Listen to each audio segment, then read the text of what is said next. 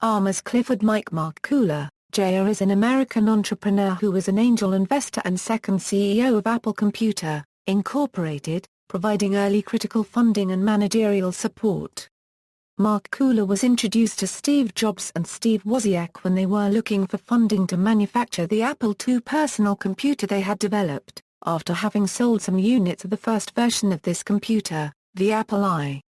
With his guidance and funding, Apple ceased to be a partnership and was incorporated as a company. Dermot Mulroney portrayed him in the 2013 film Jobs and Jeffrey Nordling portrayed him in the 1999 TNT film, Pirates of Silicon Valley. Early life. Mike Markkula's great-grandfather Isaac Ferdinand Markkula was born in Sivi, Finland. He and his wife moved to the United States in 1865 or 1883, depending on the source. Markkula's first name Armas and last name Markkula are traditional Finnish names. His first name Armas means dear or beloved in the Finnish language. Markkula received Bachelor of Science and Master of Science degrees in electrical engineering from the University of Southern California.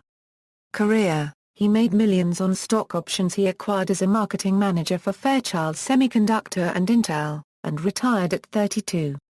Involvement in Apple. He was lured out of retirement by Steve Jobs, who was referred to him by Regis McKenna and venture capitalist Don Valentine. Valentine, who after meeting the young, unkempt Jobs asked McKenna, "Why did you send me this renegade from the human race?" Was not interested in funding Apple, but mentioned Jobs' new company to Markkula. Jobs visited him and convinced Markkula of the market for the Apple II and personal computers in general. In 1977, Markkula brought his business expertise along with $250,000 and became a one-third owner of Apple and employee number 3. Wozniak, who created the first two Apple computers, credits Markkula for the success of Apple more than himself. He helped the new company obtain credit and venture capital, brought in Michael Scott as the first president and CEO, then took the job himself from 1981 to 1983 despite having promised his wife that he would only stay at Apple for 4 years, and that he would retire by 1984. Markkula served as chairman from 1985 until 1997, when a new board was formed after Jobs returned to the company. As chairman he approved Jeff Raskin's 1979 plan to start designing what became the Macintosh, then prevented Jobs from killing the project in favor of his own Lisa. In 1985 Markkula took John Sculley's side in a dispute with Jobs, causing the latter to leave the company, and in 1993 he helped to force Sculley out. In addition to providing what the New York Times later described as adult supervision to the younger Jobs and Wozniak, as a trained engineer Markkula also possessed technical skills. He wrote several early Apple II programs, served as a beta tester for Apple hardware and software, and wrote one of the first 3 programs available for the unsuccessful Apple III.